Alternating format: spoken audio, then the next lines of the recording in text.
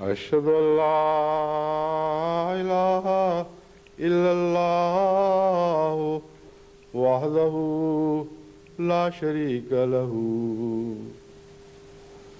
وأشهد أن محمدا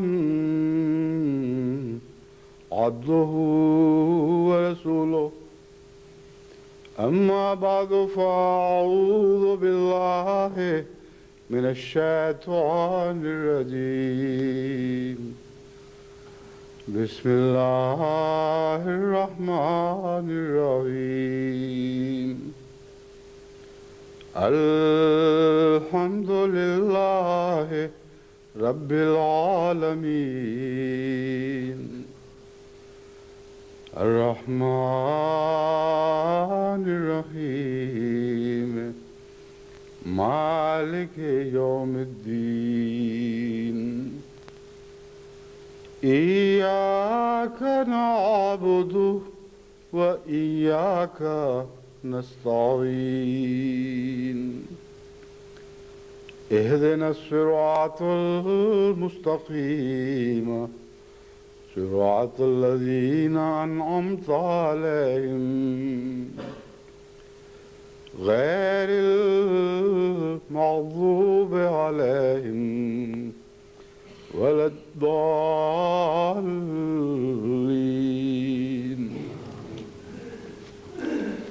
ومن يعش عن ذكر الرحمن نقيض له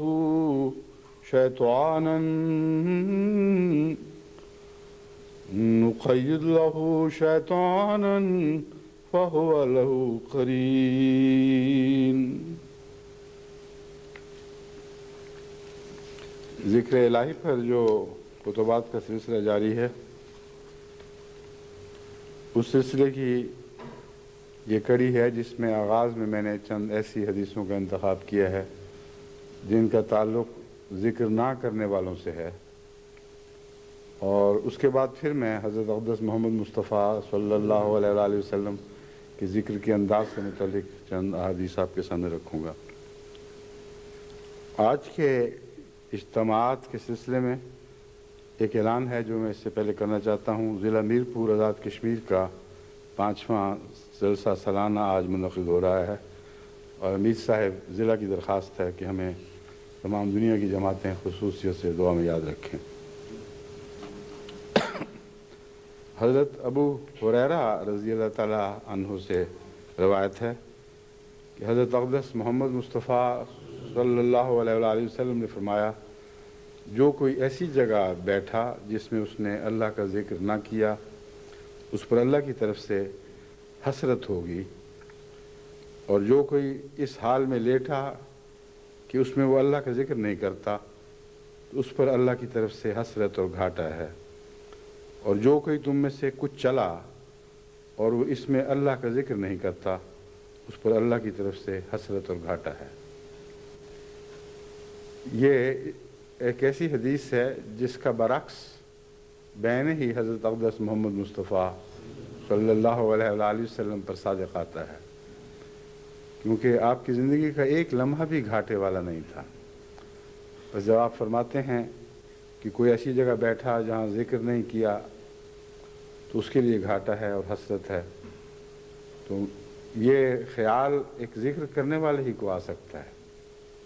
جب آپ فرماتے ہیں کہ جو چلا اور اس نے ذکر نہ کیا اس کے لیے گھاٹا ہے، تو یہ خیال بھی ایک ذکر کرنے والے ہی کو آ سکتا ہے، جس نے یہ کہا کہ وہ شخص جس نے جو اس حال میں لیٹا کہ اس نے ذکر نہیں کیا، یہ خیال بھی صرف ذکر کرنے والے ہی کو آ سکتا ہے، ورنہ ہم میں سے کتنے ہیں جو اٹھتے بھی ہیں، بیٹھتے بھی ہیں، چلتے بھی ہیں، سوتے بھی ہیں، اور کتنا ہی اٹھنا اور بیٹھنا اور چلنا اور سونا ذکر سے خالی ہوتا ہے۔ بس وہ گھاٹے کا سودا جس کا اس میں ذکر ہے، آج اس دنیا پر اس کا اطلاق ایسے ہو رہا ہے جیسے کبھی پہلے نہیں ہوا تھا۔ چنانچہ قرآن کریم نے جو گواہی دی ہے، وَالْعَصْرِ إِنَّ الْإِنسَانَ لَفِي خُسْرٍ إِلَّا الَّذِينَ آمَنُوا وَعَمِلُوا الصَّالِحَاتِ، اس میں زمانے کے جو گھاٹے والا زمانہ بتایا گیا ہے، اس हज़रत अक़दस मोहम्मद मुस्तफ़ा सल्लल्लाहु अलैहि वसल्लम के फरमान से ये मसला हल हुआ कि घाटा है किस चीज़ का। ये दुनिया चलते हुए भी खुदा को भूले रहती है, बैठते हुए भी उसको भूलती है, उठते हुए भी भूलती है, सोते हुए भी सोते जागते हर हालत में खुदा को भूले हुए है। सिर्फ़ एक ऐसा मौका है जब दुनिया को खुदा याद आता है, जब मसाइब उसको इंसान को हर तरफ से घेर लेते हैं, जब आफात समावी उस पर आ पड़ती हैं, जब तरह तरह की तकलीफ़ों और मुसीबतों में मुब्तला होता है। सिर्फ़ वो वक्त है जिस वक्त इंसान अल्लाह को याद करता है। मगर ऐसा याद करना बेकार है, क्योंकि वो याद खालिसतन नफ्स की याद है, अल्लाह की नहीं। हकीकत में नाम तो अल्लाह का लिया जा रहा है, लेकिन अपने नफ्स की मोहब्बत ने मजबूर किया है। अल्लाह की मोहब्बत के हवाले से नफ्स याद नहीं रहता, बल्कि नफ्स के हवाले से अल्लाह याद आता है। और इन दोनों मज़मूनों में ज़मीन आसमान का फ़र्क है। बस हमें ये दुआ करनी चाहिए कि हम उन बदनसीबों में से ना हों जिनके मुतल्लिक़ हज़रत अक़दस मोहम्मद मुस्तफ़ा सल्लल्लाहु अलैहि वसल्लम ने ख़बर दी कि उनकी सारी ज़िंदगी घाटे की ज़िंदगी है, जो ज़िक्र इलाही के बग़ैर जीते हैं। कुरान करीम ने इस मज़मून को यूँ बयान फरमाया, वमन याशु अन ज़िक्र रहमान नुक़य्यिद लहू शैतानन फहुव लहू क़रीन, कि जो शख्स अल्लाह के ज़िक्र से एतराज़ करता है उसके लिए हम एक शैतान को मुकर्रर कर देते हैं जो उसका साथी बन जाता है। अब ज़माने के हालात को इस हदीस की रोशनी में दोबारा देखें तो ये मसला समझ आता है कि हकीकत में कोई इंसान खला में नहीं रह सकता। जब अल्लाह के ज़िक्र से दिल खाली हो तो उस दिल पर ज़रूर शैतान कब्ज़ा करता है, और शैतान उस वक्त दुनिया का साथी बन जाता है जब दुनिया ज़िक्र से खाली हो जाती है। तो सारी दुनिया में जो आफात और मसाइब फैले पड़े हैं, हकीकत में ये ज़िक्र इलाही के फ़ुक़दान के नतीजे में है। अगर ज़िक्र इलाही हो तो शैतान को वहाँ कदम रखने की मजाल नहीं है, इजाज़त नहीं है। बस हर किस्म की आफात से बचने के लिए ज़िक्र इलाही को ज़िंदा करना है, और हमें पहले अपनी ज़ात में इस ज़िक्र को ज़िंदा करना होगा, अपने दिल को ज़िक्र से मामूर करना होगा, फिर इस ज़िक्र को आम करना होगा।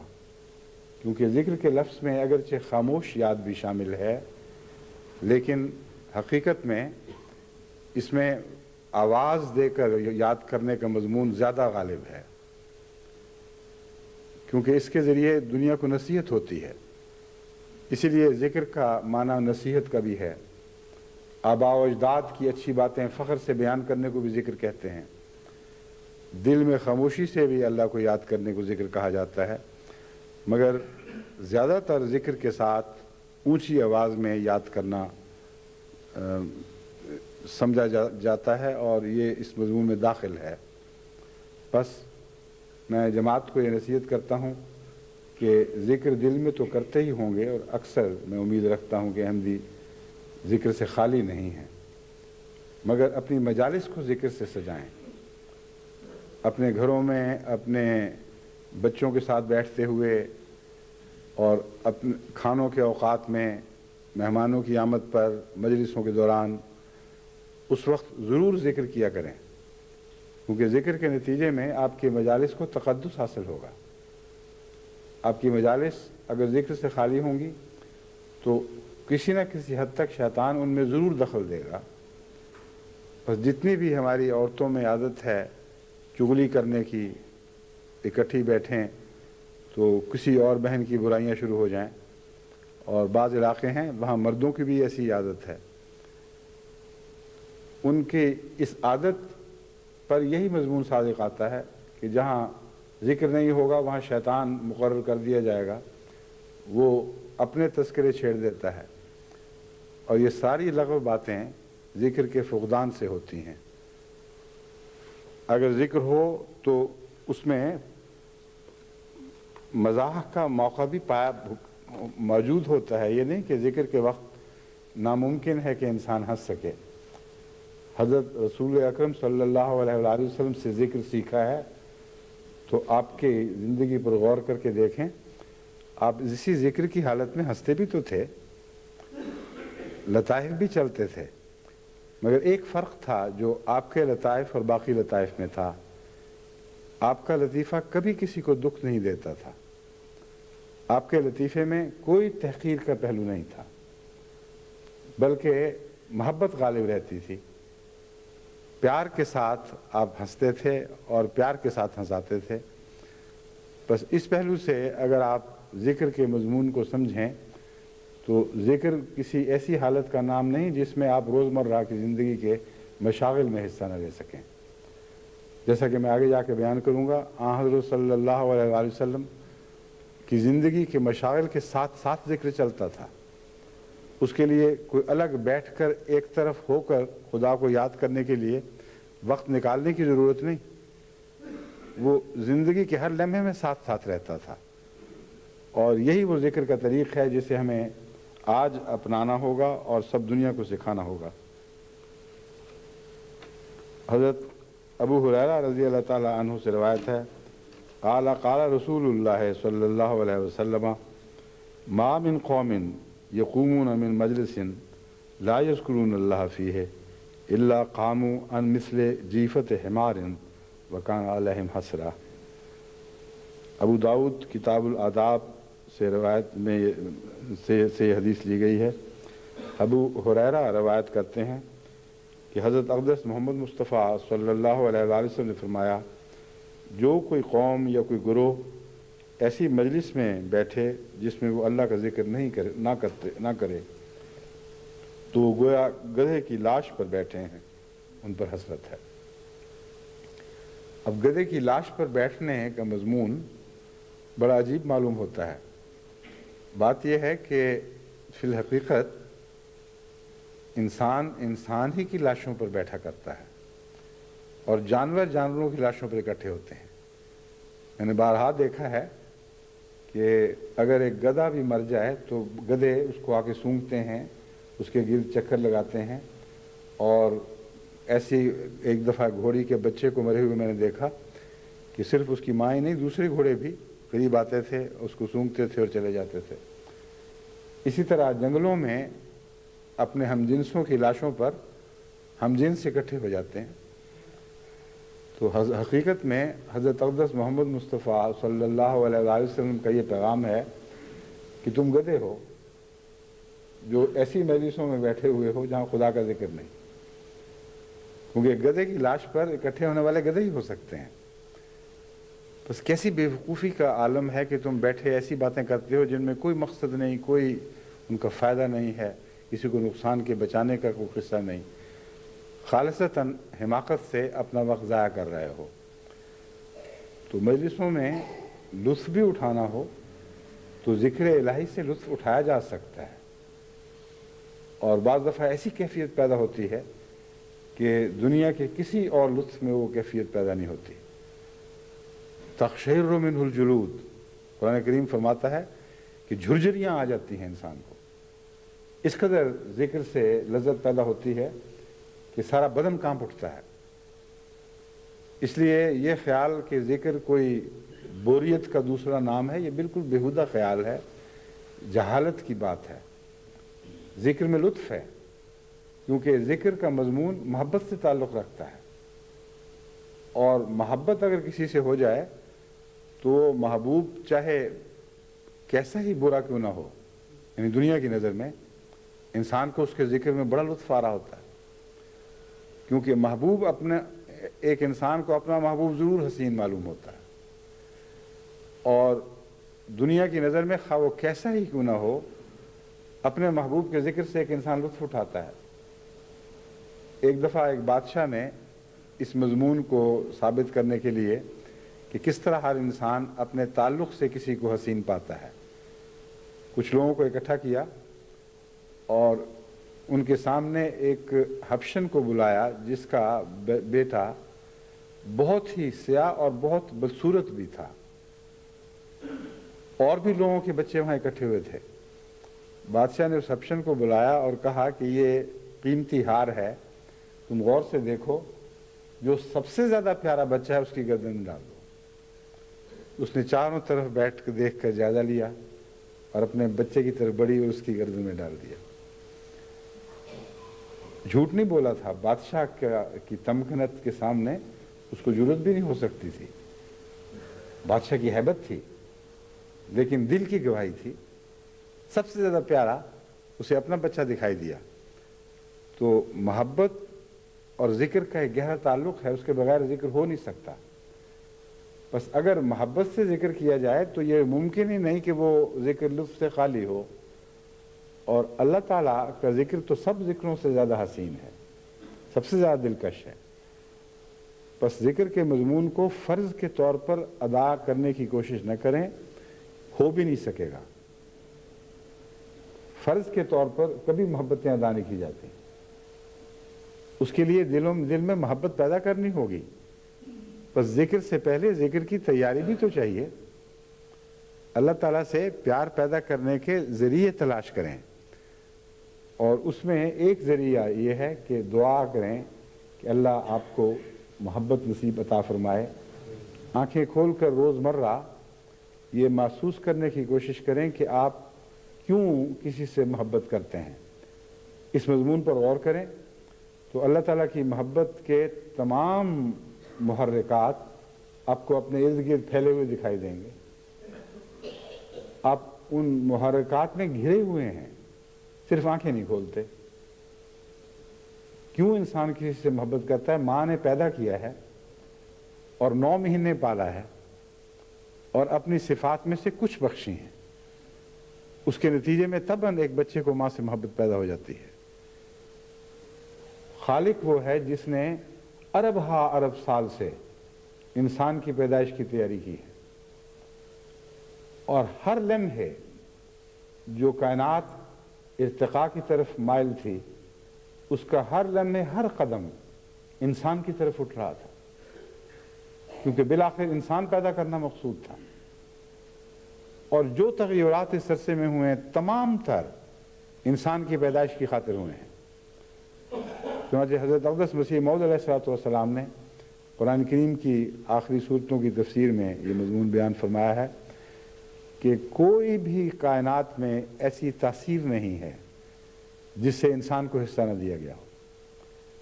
گویا کہ یہ ایک مختصر کائنات ہے، اور اس کی تیاری کے سلسلے میں اگر آپ نظر دوڑائیں کائنات کے ارتقاء پر تو عقل دنگ رہ جاتی ہے.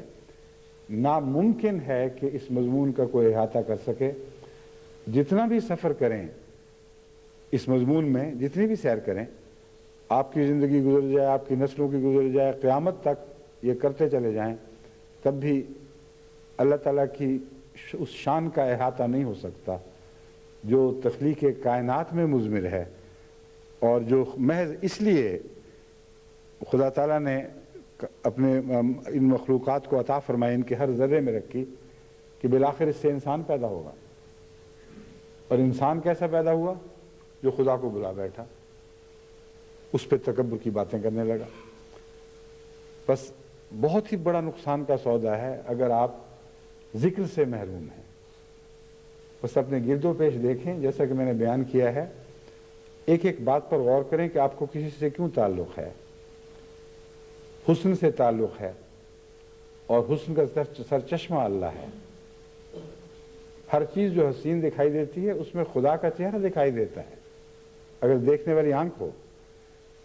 چنانچہ حضرت مسیح موعود علیہ السلام فرماتے ہیں، چشم مست ہر حسین ہر دم دکھاتی ہے تجھے، ہاتھ ہے تیری طرف ہر گیسوئے خمدار کا. کہ ہر وہ آنکھ جس میں حسن کی مستی ہے وہ ہمیں تو تجھے ہی دکھا رہی ہے. اور آنکھ کا دکھانا کتنا خوبصورت مضمون ہے. جس آنکھ کو آپ دیکھ رہے ہیں، اگر آپ میں بصیرت ہو تو اس آنکھ سے کسی اور کو دیکھیں گے، اور وہ خدا کی ذات ہے. ہاتھ ہے تیری طرف ہر گیسوئے خمدار کا. गेसू का हाथ में मालूम होता है इशारे कर रहा है, उसका आखिरी कोना इस तरह उठा हुआ होता है जैसे उंगली इशारा कर रही हो। तो फरमाया तेरी ही तरफ हर बल खाए हुए खूबसूरत गेसू का हाथ है, उसमें हमें तू ही दिखाई देता है। अगर मोहब्बत हो तो मोहब्बत के नतीजे में हर चीज़ उसी तरफ, उसी महबूब की तरफ इशारा करती हुई दिखाई देती है। और अगर मोहब्बत ना हो तो इशारे समझने की अक्ल तो पैदा करें, इशारे समझने की कोशिश तो करें, वो आँख तो लें जिससे ये इशारे समझे जाएंगे। बस खुदा ताला की मोहब्बत को दिल में पैदा करने के लिए ज़रूर है कि हम अपने माहौल, अपने गिरदो पेश पर इस पहलू से नज़र डालें कि हम क्यों किसी से मोहब्बत करते हैं और उस मोहब्बत के मुहर्रिकात खुदा के ताल्लुक़ में मौजूद हैं कि नहीं। कोई एक पहलू ऐसा नहीं है जो मोहब्बत पैदा करने वाला हो और अल्लाह की ज़ात में मौजूद ना हो। हर लज़्ज़त खुदा की ज़ात में है। बाज़ लोग ये सोचते हैं और डरते हैं इस सोच से कि शहवानी लज़्ज़ात भी तो लज़्ज़ात हैं, वो तो अल्लाह में नहीं है। लेकिन शहवानी लज़्ज़ात की हकीकत ये है कि मोहब्बत के नतीजे में वो चीज़ें पैदा हुई हैं जिनसे शहवानी लज़्ज़त पैदा होती है। असल मुहर्रिक शहवानी लज़्ज़त नहीं था। असल मुहर्रिक आगाज़ में जिससे इंसान ने नशो नुमा पाकर वो अज़ा हासिल किए जिनसे शहवानी लज़्ज़त हासिल की जाती है, वो अपने नफ्स की मोहब्बत थी। उस मोहब्बत ने इंसान को बाकी रहने की तमन्ना दी और बका को की तमन्ना पूरा करने के लिए जो ज़राए मुयस्सर आए उनमें उसी निस्बत से मज़ा पैदा होना शुरू हो गया। ये एक बहुत लंबा फ़लसफ़ा है जिसकी तफसीली बहस में मैं नहीं जा सकता, लेकिन इशारतन मैं आपसे बता रहा हूँ कि कोई दुनिया की लज़्ज़त नहीं है जो आपको ख्वाब भयानक ही क्यों ना दिखाई दे अपने मुज़मरात के लिहाज से, जिसका असल, जिसकी कुनो पाकीज़ा मोहब्बत ना हो। और मोहब्बत ही से सारी कायनात का सिलसिला है, उसी से सब नशो नुमा है, उसी से इर्तिक़ा जारी है। कोई एक भी पहलू इर्तिक़ा का ऐसा नहीं है जिसे बिल आखिर आप मोहब्बत में जाकर मरकूज़ न कर सकें। मैंने इस पहलू से एक दफ़ा बहुत गौर किया और बचपन से मुझे ये शौक़ था कि इस पहलू पर गौर करूं कि आखिर हमारी कुना है क्या, बिल आखिर कहाँ पहुँचते हैं। तो वहीं पहुँचा जहाँ से कुरान करीम शुरू होता है, यानी सूरह अल-बक़रा, अनल्लाहु अलम, अना है मैं जिसने सारे वजूदों को पैदा किया है। और अगर अल्लाह अपनी अना से अपनी मखलूक को ये नेमत अता न करता कि वो अपने शऊर का एहसास कर ले, तो उस मखलूक में भी अना पैदा नहीं हो सकती थी। खुदा की अना ने हमारी अनाएँ पैदा की हैं, लेकिन ये अनाएँ इसलिए पैदा की कि अल्लाह की अना की तरफ बिलाखिर लौट जाएं, क्योंकि वही तमाम अना का आखिरी मरजा है, मंबा भी है और मरजा भी है।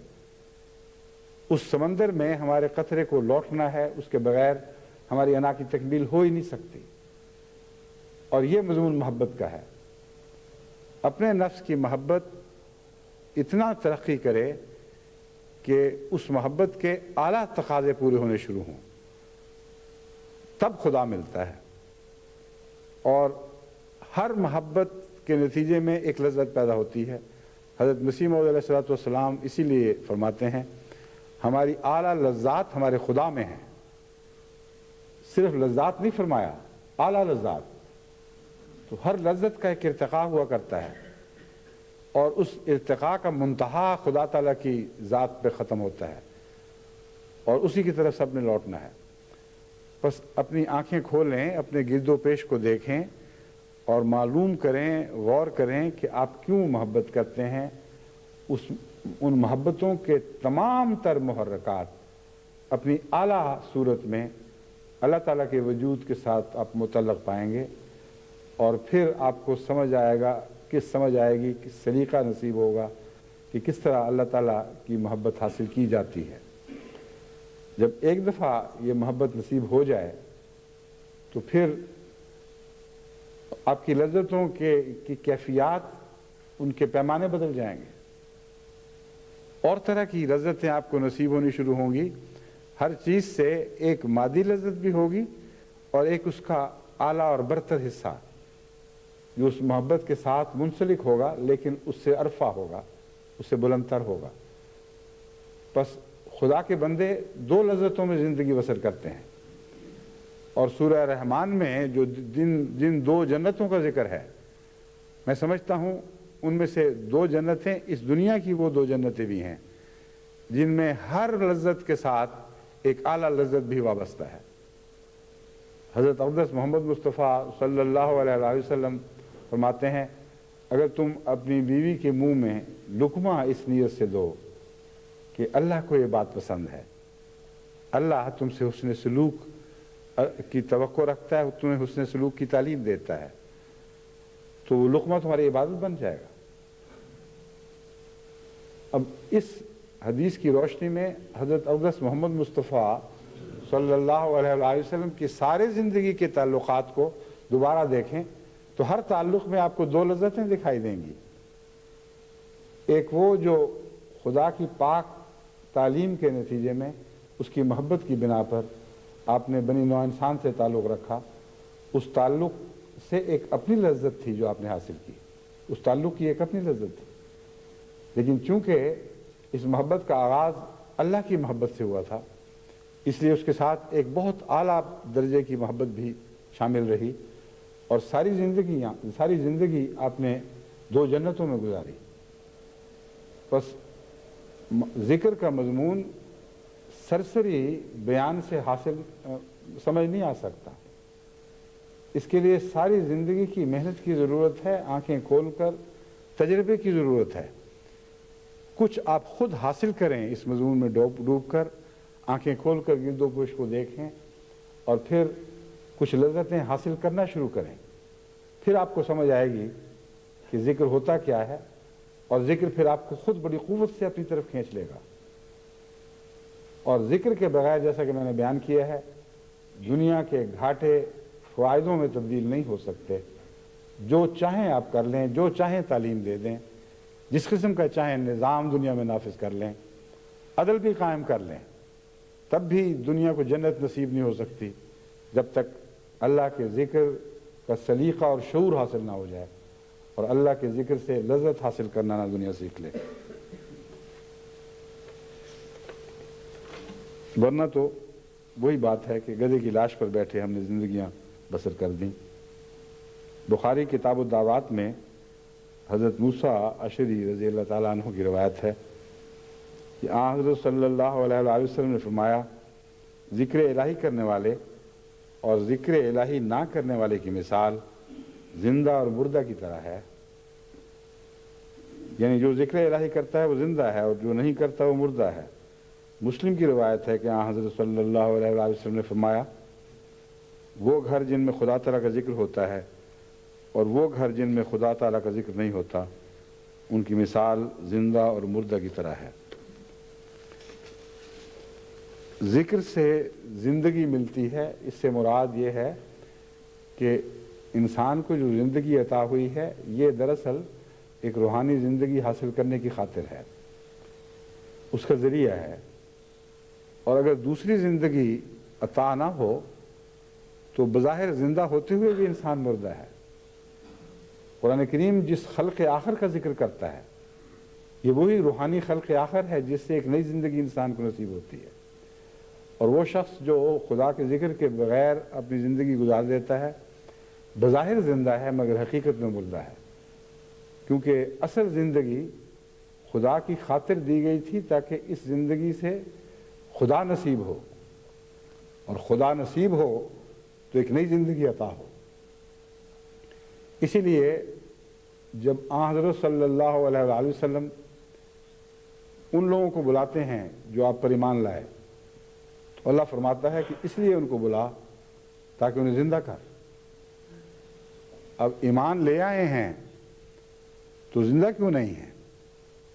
ایمان لانے کے بعد زندگی حاصل کرنے کا ایک دور شروع ہوتا ہے۔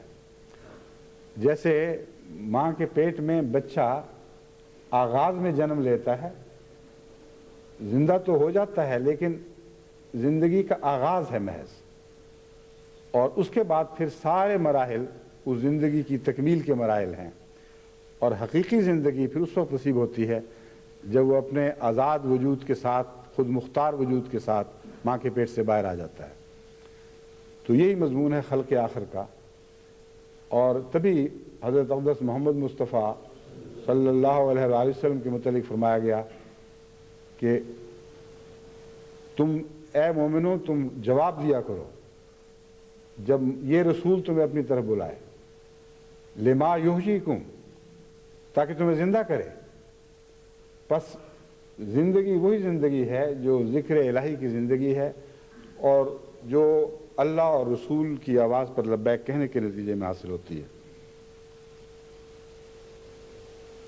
حضرت ابو ہریرہ رضی اللہ تعالیٰ عنہ سے روایت ہے کہ میں نے رسول کریم صلی اللہ علیہ وآلہ وسلم سے سنا، آپ فرماتے تھے کہ دنیا ملعون ہے اور جو کچھ اس میں ہے وہ بھی ملعون ہے سوائے ذکر الہی کے، اور اس چیز کے جو ذکر سے متعلق ہے، جس کا تعلق ذکر سے ہے، مثلا عالم جو ذکر الہی کرنے والا ہو، اور طالب علم جو عالم سے ذکر الہی سیکھتا ہو، وہ ملعون نہیں ہے۔ یہاں ملعون کا جو لغوی معنی ہے وہ پیش نظر ہے، لعنت کہتے ہیں دوری کو۔ بس جو شخص خدا کے قریب آنا چاہتا ہے وہ ذکر سے قریب آ سکتا ہے، ورنہ وہ دوری کی حالت میں پڑا ہوا ہے۔ تو تمام دنیا جو ذکر سے خالی دنیا ہے وہ اللہ سے دور ہے اور ان معنوں میں ملعون ہے۔ ہاں وہ جو اللہ کا ذکر کرتے ہیں، وہ جو سکھاتے ہیں اور سیکھتے ہیں، ان کے متعلق فرمایا کہ یہ استثناء ہیں۔ شہر بن حوشب سے روایت ہے کہ ام سلمہ نے بیان کیا کہ میں نے رسول اکرم صلی اللہ علیہ وآلہ وسلم سے پوچھا، آپ کون سی دعا ہے جو بار بار کرتے ہیں، جو کثرت سے دعا کرتے ہیں؟ تو آپ نے فرمایا، اے دلوں کے پھیرنے والے، میرے دل کو اپنے دین پر ثبات عطا فرما۔ یہ دعا میں بہت کثرت سے کرتا ہوں کہ اے دلوں کو پھیرنے والے، میرے دل کو اپنے دین پر ثبات عطا فرما۔ حضرت ام سلمہ نے تعجب سے پوچھا کہ یا رسول اللہ، آپ یہ دعا کرتے ہیں؟ جن کا دل سب سے زیادہ اللہ کے دین پر ثبات حاصل کر چکا ہے۔ حضرت صلی اللہ علیہ وآلہ وسلم کے انکساری کا یہ ایک عروج ہے، معراج ہے، کہ آپ جواب میں فرماتے ہیں کہ میں اس لیے کرتا ہوں کہ دل تو اللہ کی انگلیوں میں اس طرح ہیں کہ جب چاہے جدھر چاہے بدل دے، وہ مالک ہے۔ مجھے کیسے ثبات ہو سکتا ہے اگر خدا یہ فیصلہ نہ کرے کہ مجھے ثبات عطا کرے گا؟ بس وہ لوگ جو ذکر کرتے ہیں بعض دفعہ اس ذکر کے نتیجے میں متکبر ہو جاتے ہیں، وہ سمجھتے ہیں ہم خدا والے ہو گئے ہیں، اور باقی دنیا کو، سب کو حقیر اپنے سے نیچے دیکھ رہے ہوتے ہیں۔ یہ بہت بڑی جہالت ہے۔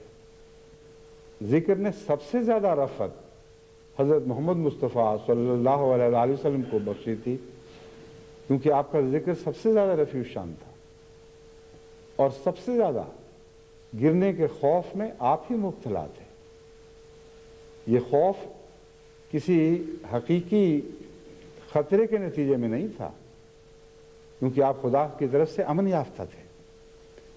اس لیے اس خوف کا محرک ایک مختلف محرک ہے جو بہت ہی لطیف ہے اور بہت ہی حسین ہے۔ تمام تر ضمانتوں کے باوجود جو اللہ تعالیٰ نے آپ کو بارہا عطا فرمائی، یہ احساس کہ میری ذات میں کچھ بھی نہیں جو مجھے ان ضمانتوں کا حقدار قرار دے، محض اللہ کا فضل ہے، محض اس کی طرف سے ثبات نصیب ہوتا ہے۔ جب وہ چاہے چھوڑ دے، میرا کیا شکوہ ہو سکتا ہے؟ سب کچھ اس کی عطا ہے۔ یہ انتہائی لطیف احساس جو محبت کے آخری نقطے سے آغاز پاتا ہے اور اسی کی طرف لوٹتا ہے۔ یہ وہ احساس ہے جس کا اس حدیث میں ذکر ملتا ہے کہ میں کیوں نہ کروں، میں کیوں اپنے رب سے ثبات نہ مانگوں، اسی کی عطا ہے جو مجھے جو کچھ ہوا ہے نصیب ہوا ہے، اور جب چاہے بدل دے، مجھے کوئی شکوہ نہیں ہو سکتا، میرا کوئی حق نہیں ہے۔ بس اگر ذکر الہی کرنا ہے اور اس سے کچھ مناسب حاصل کرنے ہیں تو حضرت محمد مصطفیٰ صلی اللہ علیہ وآلہ وسلم سے ان باتوں کا سلیقہ سیکھیں۔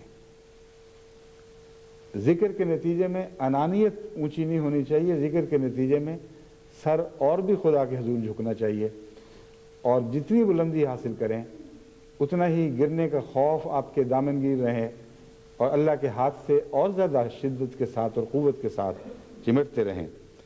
یہی وہ اسلوب تھا جو حضرت محمد مصطفیٰ صلی اللہ علیہ وآلہ وسلم نے اختیار فرمایا اور جس کی ہمیں نصیحت کی۔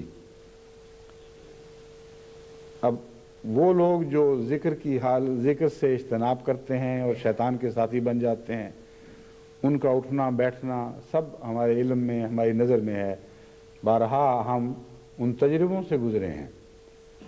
اب آن حضرت صلی اللہ علیہ وآلہ وسلم کے ذکر پر میں اس مضمون کو ختم کروں گا۔ آپ کی کیفیت یہ تھی کہ جب حاجات بشری کے تقاضے پورے کرنے کے لیے جاتے تھے تو اس وقت بھی ذکر کرتے تھے، اور یہ دعا کیا کرتے تھے کہ اے میرے اللہ، مجھے ناپاکی سے اور ناپاکوں سے بچانا، میں ناپاکی سے اور ناپاکوں سے تیری پناہ میں آتا ہوں۔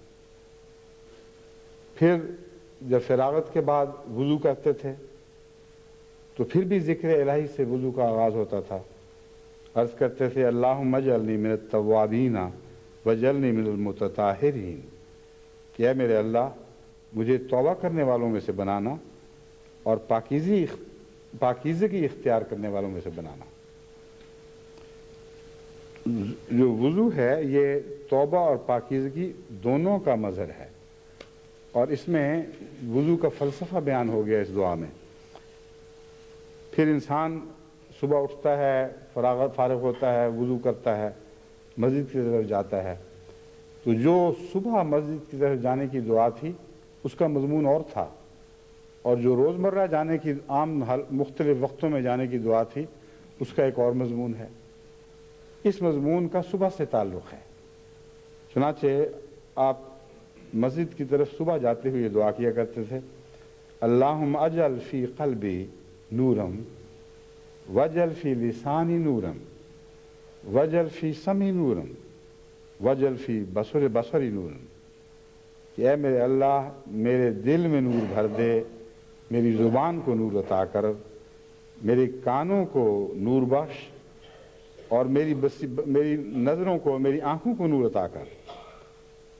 وجل من خلفی نورم وجل من امامی نورم وجل من فوقی نورم وجل من تحتی نورم اللہم آتینی نورا، کہ اے میرے اللہ، میرے آگے بھی نور کر دے، میرے پیچھے بھی نور کر دے، میرے اوپر بھی نور کر دے، میرے نیچے بھی نور کر دے، تو مجھے مجسم نور بنا دے، مجھے نور عطا کر۔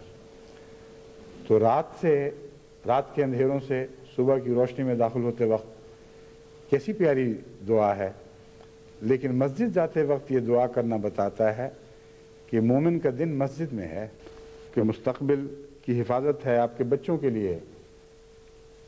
کوئی ایسی دولت نہیں جو آپ پیچھے چھوڑ کر جا سکیں سوائے اس کے کہ آپ انہیں مسجدوں سے وابستہ کر دیں۔ نماز کے بعد فارغ ہو کر آپ یہ دعا کیا کرتے تھے اللہم انت السلام ومنک السلام تبارکت یا ذی الجلال والاکرام۔ اور بھی دعائیں تھیں، ایک یہ بھی تھی، اور اکثر نماز کے بعد یہی پڑھا کرتے تھے اللہم انت السلام ومنک السلام، اے اللہ، سلام تجھ سے ہے، تو سلام ہے، ومنک السلام، اور تجھ سے سلام ہے، اے جلال اور اکرام کے مالک، تیری ذات بہت بابرکت ہے۔ اب سلام نماز میں بھی ہم پھیرتے ہیں نماز کے بعد، اور تبھی سب سے پہلی دعا یہ ہوا کرتی تھی جب ہم کہتے ہیں السلام علیکم ورحمۃ اللہ دائیں طرف، پھر بائیں طرف کہتے ہیں السلام علیکم ورحمۃ اللہ. تو یہ دو سلام جو ہیں یہ اہل دنیا کو اپنے دائیں اور بائیں اور اپنے گرد و پیش آپ پیغام پہنچاتے ہیں کہ ہم تمہارے لیے سلامتی کا پیغام لائے ہیں. کیوں؟ اس لیے کہ اللہ کی طرف سے آئے ہیں. اور اس دعا نے بتایا کہ اللہ سلام ہے. اللہ سے سلام پانے کے بعد آپ دوسروں کو سلام کہہ سکتے ہیں، اس کے بغیر نہیں. وَمِنْكَ السلام، اور تجھی سے سلام نصیب ہو سکتا ہے. بس وہ لوگ جو عبادت سے غافل ہیں وہ دنیا میں ہزار سلام کرتے پھریں، ان کے سلام کا کوئی بھی معنی نہیں، محض جھوٹ ہے.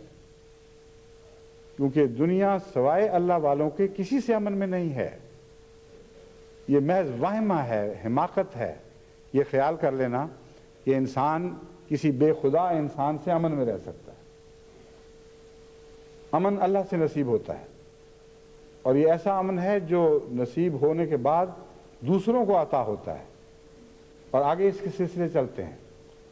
بس السلام علیکم کی کیسی حکمت ہمیں سمجھا دی کہ جب تم نماز سے السلام کہہ کے فارغ ہو تو پھر سوچا کرو، غور کیا کرو کہ تم سلام کے مجاز خدا کی طرف سے بنائے گئے ہو. اللہ کے پاس آئے تھے تو سلام نصیب ہوا، اور اللہ کے ساتھ رہو گے تو سلام نصیب رہے گا. جب تعلق توڑو گے سلام تم سے خالی ہو جائے گا، کیونکہ خدا کی ذات کے سوا کہیں اور کوئی سلام کا وجود نہیں. مسجد میں عام حالت میں داخل ہونے کی دعا یہ تھی: بسم اللہ والصلاۃ والسلام علی رسول اللہ، اللہم اغفر لی ذنوبی وافتح لی ابواب رحمتک. کہ میں اللہ کے نام کے ساتھ شروع کرتا ہوں. والصلاۃ والسلام، اور درود و سلام اس کے رسول پر ہوں. اللہم اغفر لی ذنوبی، اے میرے اللہ میرے گناہ مجھے بخش دے. وافتح لی ابواب رحمتک، اور میرے لیے اپنی رحمت کے باب کھول دے.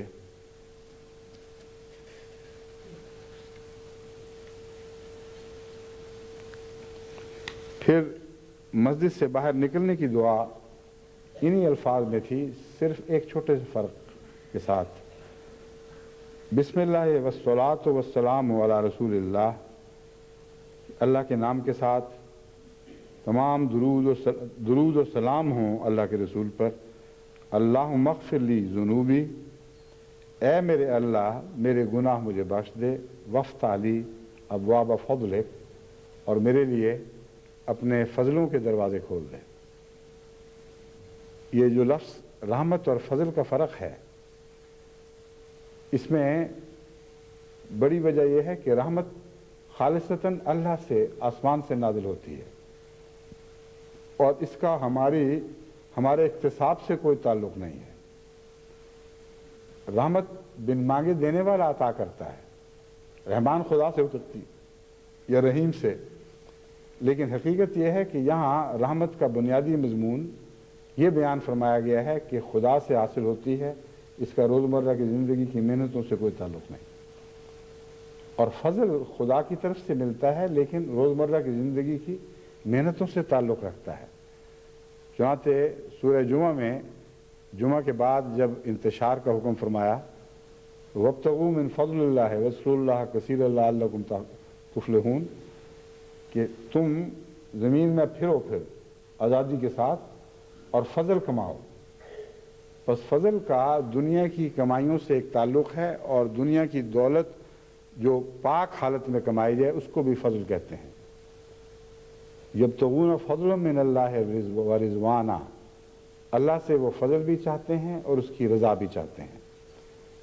تو اندر جاتے وقت تو خالص رحمت ہی ہے، جو کچھ اس در سے ملے گا آسمان سے اترے گا اور بطور رحمت آپ پر نازل ہوگا. جب باہر نکلیں گے تو اللہ سے فضل چاہیں گے، یعنی ہمارے کاموں میں برکت ملے، ہمارے رزق میں برکت ملے، جو ہمیں نصیب ہو با فراغت ہو اور پاکیزہ ہو، تجھ سے پانے والے ہوں، شیطان سے پانے والے نہ ہوں. پھر گھر میں داخل ہوتے تھے تو یہ دعا کرتے تھے: अल्लाहुम्मा इन्नी असअलुका खैरल मौलिज व खैरल मुखरज बिस्मिल्लाह वलजना व अलल्लाह रब्बना तवक्कलना कि ए हमारे अल्लाह, ए मेरे अल्लाह, मैं तुझसे मांगता हूँ खैरल मौलिज, बेहतरीन दाखिल होना, व खैरल मखरज, और बेहतरीन निकलना, यानी इस घर में बेहतरीन तरीक़ पर दाखिल हूँ, खैर के साथ, भलाई के साथ दाखिल हूँ और भलाई के साथ निकलूँ। बिस्मिल्लाह वलजना व अलल्लाह रब्बना तवक्कलना, अल्लाह ही के नाम के साथ हम दाखिल होते हैं और उसी पर जो हमारा रब है हम तवक्कुल करते हैं। फिर घर से बाहर निकलते वक्त भी खुदा याद आता था। कोई एक ज़िंदगी का ऐसा मशगला नहीं, कोई एक ज़िंदगी की हरकत ऐसी नहीं जो एक हालत से दूसरी हालत की तरफ हो, जिसमें हज़रत मोहम्मद मुस्तफ़ा सल्लल्लाहु अलैहि वसल्लम ज़िक्र से खाली हों। तभी अल्लाह ने आपको ज़िक्र रसूला फरमाया कि ये तो रसूल वो है जो मुजस्सम ज़िक्र है, इसमें और ज़िक्र में कोई फ़र्क नहीं रहा। मोहम्मद और ज़िक्र एक ही चीज़ के दो नाम बन गए हैं। हर कैफियत से हर दूसरी कैफियत में दाखिल होते वक्त ज़िक्र इलाही जारी रहता था। हर मौसम में ज़िक्र, बारिश का कतरा आसमान से उतरता देखते थे तो अल्लाह को याद करते हुए अपनी ज़ुबान आगे बढ़ा दिया करते थे कि अल्लाह की रहमत का ये क़तरा मेरी ज़ुबान पर पड़े। इतनी मोहब्बत थी, ऐसा इश्क था कि कुफार मक्का अपनी तमाम तर दुश्मनों के बावजूद ये कहने पर मजबूर हो गए कि अशक़ा मोहम्मदुर रब्बा, जो कुछ बुराइयाँ इसकी बयान करो, मगर एक बात सच्ची है कि मोहम्मद अपने रब का आशिक हो गया। आशिक के सिवा किसी में ये ताकत नहीं कि ये तकलीफ़ें बर्दाश्त कर सके। आशिक के सिवा किसी को ये तौफीक नसीब हो ही नहीं सकती थी वो दुख बर्दाश्त करे जो मोहम्मद मुस्तफ़ा सल्लल्लाहु अलैहि वसल्लम ने सारी ज़िंदगी अल्लाह की राह में बर्दाश्त किए हैं। बस ये आपकी कैफियत थी।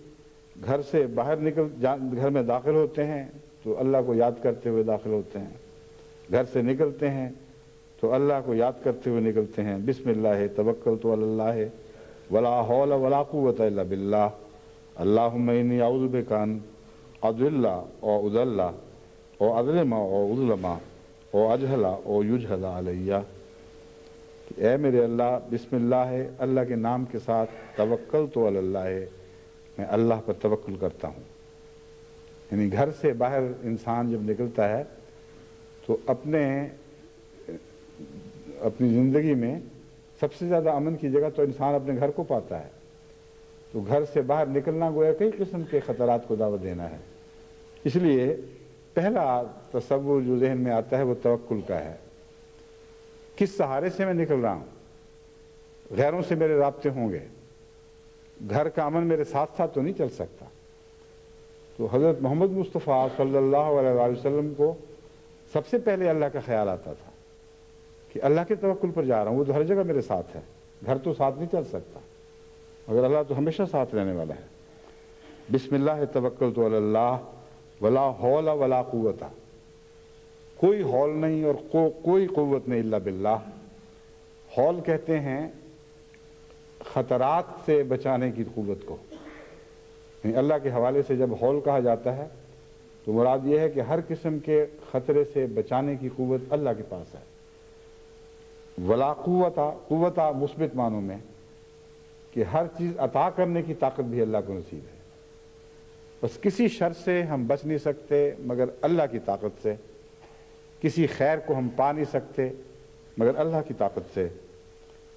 अल्लाहुम्मा इन्नी अऊज़ु बिका अन अज़िल्ला, ये कहने के बाद कि जब एक ही पनाहगाह है, हर चीज़ से वही पनाह की जगह है, तो अर्ज़ करते हैं, ए मेरे अल्लाह, मैं तेरी पनाह में आता हूँ इस बात से अन अज़िल्ला और उज़ल्ला, कि मैं गुमराह हो जाऊँ या गुमराह किया जाऊँ।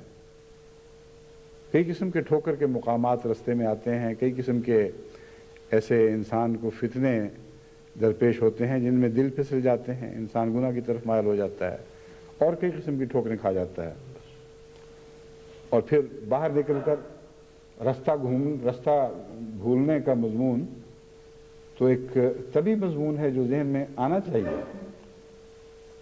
تو حقیقت میں حضرت محمد مصطفیٰ صلی اللہ علیہ وسلم کا کلام اللہ کے بعد سب سے زیادہ فصیح و بلیغ ہے. یعنی ایک ہی لفظ میں دونوں باتیں اور برمحل ان باتوں کا بیان ہے.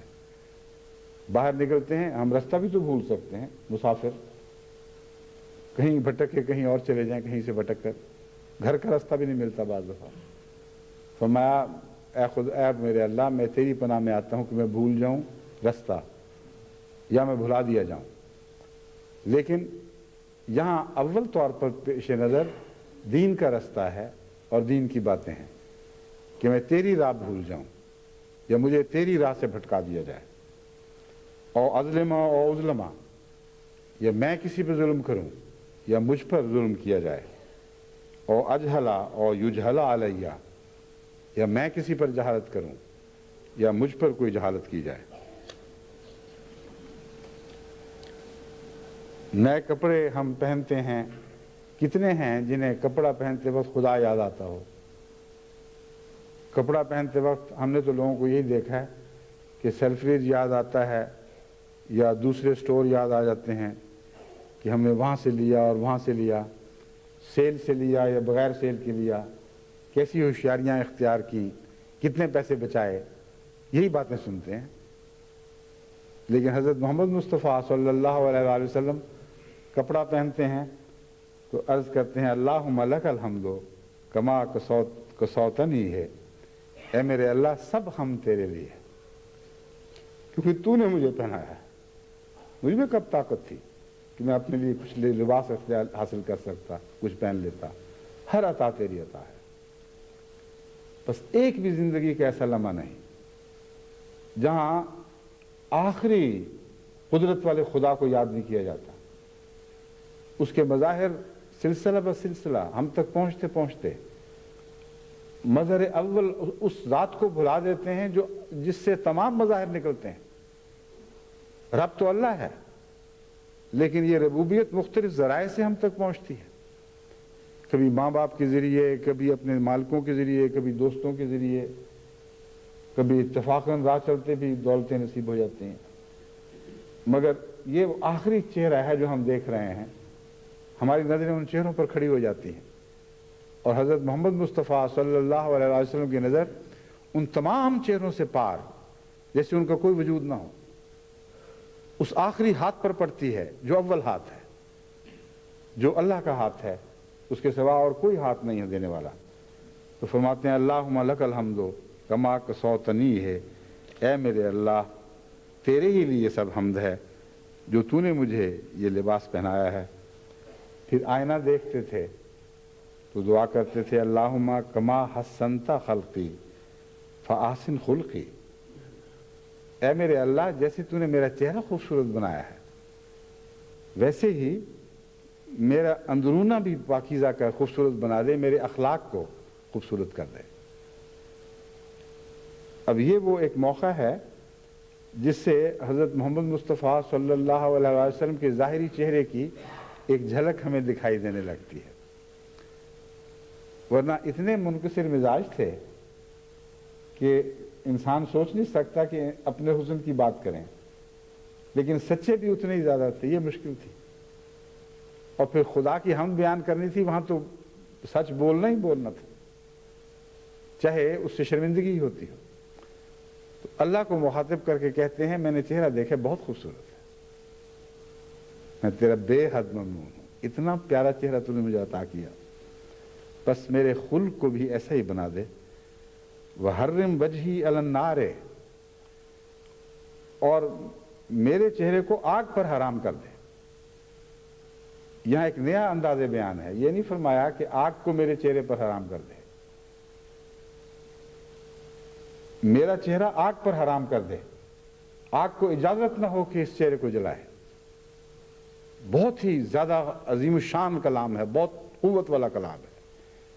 کہیں آگ ہو، کوئی آگ ہو، اسے مجال نہ ہو کہ وہ میرے چہرے کو جلا سکے. حضرت مسیح موعود علیہ السلام کو بھی ایک دفعہ اسی طرح کا الہام ہوا تھا کہ آگ ہماری غلام بلکہ غلاموں کی بھی غلام ہے. تو یہ وہی مضمون ہے کہ آگ کو اجازت نہ ہو کہ مجھے جلا سکے میرے چہرے کو۔ الحمدللہ الذی سوا خلقی، بہت ہی قابل تعریف ہے وہ ذات جس نے میری تخلیق کو، میرے وجود کو مناسب بنایا۔ وَأَحْسَنَ صورتی، اور میری صورت کو بھی ایسا خوبصورت بنایا۔ وَزَانَ مِنِّي مَا شَانَ مِنْ غَيْرِي، اور جو کچھ غیروں کو نصیب نہیں ہو سکا حسن کی صورت میں، جو ان کے ہاں بدصورتی ہے، وہ میرے ہاں تو نے حسن رکھ دیا۔ یعنی ہر وہ عضو جہاں میرا غیر بدصورتی کا حامل ہے کسی بھی قسم کا، وہاں وہی میرا عضو حسین تر ہے۔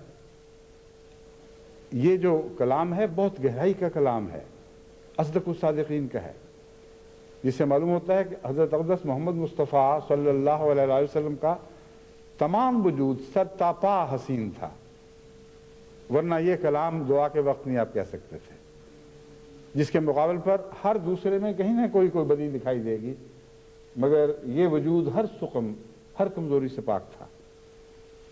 الحمدللہ الذی سوا خلقی فعدلہ وصور صورت وجہی فاحسنہا۔ الحمدللہ الذی، تمام حمد اللہ ہی کے لیے ہے، سوا خلقی، جس نے میری شکل کو، میری تخلیق کو مناسب اور معزوم بنایا۔ وصور صورت وجہی، اور میرے چہرے کی شکل کو، میرے چہرے کے وجود کو، خد و خال کو بہت ہی متناسب کر دیا، اتنا متوازن ہے کہ کوئی ایک بھی اس کا خد و خال میں سے کوئی ایک حصہ بھی دوسرے سے ٹکراتا نہیں، بلکہ اس کے ساتھ ہم آہنگ ہوا ہے۔ فَأَحْسَنَهَا، اور اسے پھر بہت ہی خوبصورت بنایا ہے۔ وَجَعَلَنِي مِنَ الْمُسْلِمِينَ، اور سب سے بڑھ کر یہ کہ مجھے مسلمانوں میں سے بنایا۔ نیا پھل کھانے کی بھی آپ دعا کیا کرتے تھے، بازار میں داخل ہونے کی بھی دعا کیا کرتے تھے، غصے اور طیش سے بچنے کی بھی دعا کیا کرتے تھے، بیمار کو دیکھتے تھے تو اس پر بھی یاد اللہ ہی آتا تھا۔ بس حقیقت یہ ہے کہ تمام دنیا میں جہاں جہاں بھی آثار دکھائی دیتے تھے وہ سب اللہ ہی کے آثار تھے۔ بس وہ مضمون جو امرؤ القیس کا میں نے بیان کیا تھا وہ یہ تھا کہ قفا نب کے من ذکرہ حبیب و منزلی سخت اللوا بین الدخول فہوملی، اے میرے دو ساتھیوں ٹھہرو، ہم اس محبوب کے ذکر سے کچھ رو لیں جس کی منزل پر ہم یہاں ٹھہرے ہیں، اور اس کی منزل کے ذکر سے رو لیں۔ اس منزل کے نشان تو مٹتے چلے جا رہے تھے، اور دن بدن مٹتے مٹتے آخر وہ کلیتاً صفحہ ہستی سے نابود ہو گئے، مگر خدا کی حسن کے آثار کبھی مٹنے والے نہیں ہیں، یہ ہمیشہ زندہ رہتے ہیں، اور یہی حضرت محمد مصطفیٰ صلی اللہ علیہ وآلہ وسلم کے اپنے آثار کا حال ہے۔ دیوان حسان بن ثابت سے حضرت محمد مصطفیٰ صلی اللہ علیہ وآلہ وسلم کے ذکر پر میں یہ شعر آپ کے سامنے رکھتا ہوں، اس سے آپ اندازہ کریں کہ آپ کے عشاق کا کیا حال تھا جب ان آثار کو دیکھتے تھے جو محمد رسول اللہ کے آثار تھے۔ جس طرح اللہ کے آثار دیکھتے ہوئے محمد رسول اللہ کے دل کی کیفیت ہوتی تھی، ویسے ہی آپ کے عشاق کی کیفیت آپ کے آثار دیکھ کر ہوتی تھی۔ وہ کہتے ہیں تعوبنی لیل بیثرب آثر وہم اذا ما نظم الناس مسر، اے میرے دوستو یثرب میں مجھ پر ایک بڑی مشکل رات آئی، وہ مدینہ جس میں میرے محبوب رہا کرتا تھا، اور ساری رات جگائے رکھنے والے غم نے مجھے آ پکڑا، جبکہ سارے لوگ گہری نیند سوئے ہوئے تھے۔ تعوبنی لیل بیثرب آثر وہم اذا ما نظم الناس مسر لذکر حبیب حیجت ثم عبرتا صفوہم واسباب البکاء التذکر۔ وہ یاد کیا تھی یہ ایک ایسے پیارے وجود کا غم تھا جس نے میرے آنسو بہا دیے، اور اس رونے کا سبب میرے پیارے کی یاد تھی۔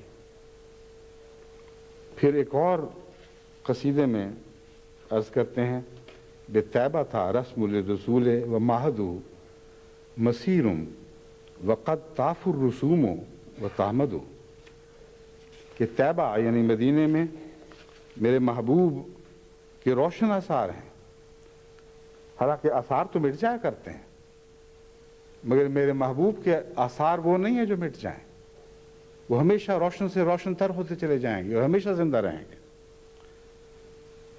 اس حرمت والے گھر کی آیات و نشانات نہیں مٹتے جس میں نبی ہادی کا مبارک ممبر ہے، جس پر آپ رونق افروز ہوا کرتے تھے، اور واضح اور روشن نشانات ہیں اور باقی ماندہ آثار ہیں۔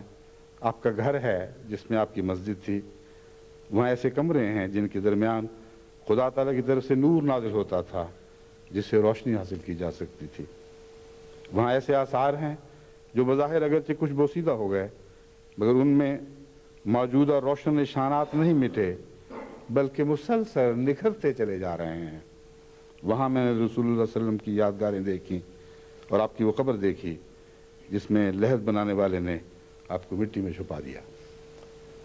بس سب سے زیادہ ذکر کرنے والا وجود جو کائنات میں کبھی پیدا ہوا، جو اپنے رب کی یاد میں مجسم یاد بن گیا، وہ محمد مصطفیٰ صلی اللہ علیہ وآلہ وسلم تھے، اور خود آپ مجسم ذکر بن گئے، اور وہ تمام صفات حسنہ خدا سے آپ نے پا لیں جو ذکروں کو ابدیت بخشتی ہیں، جو ذکریوں کو ہمیشہ کے لیے زندہ کرتی ہیں۔ بس صلو علیہ وسلم تسلیما، اے تمام لوگوں جو اللہ کے ذکر کی توفیق پاتے ہو، اس ذکر کے ساتھ سب سے بڑے ذکر کرنے والے محمد مصطفیٰ صلی اللہ علیہ وآلہ وسلم کو بھی یاد کر لیا کرو۔ وَسَبِّحُوهُ بُكْرَةً وَأَصِيلًا، اور صبح بھی اس پر درود بھیجا کرو اور رات کو بھی درود بھیجا کرو۔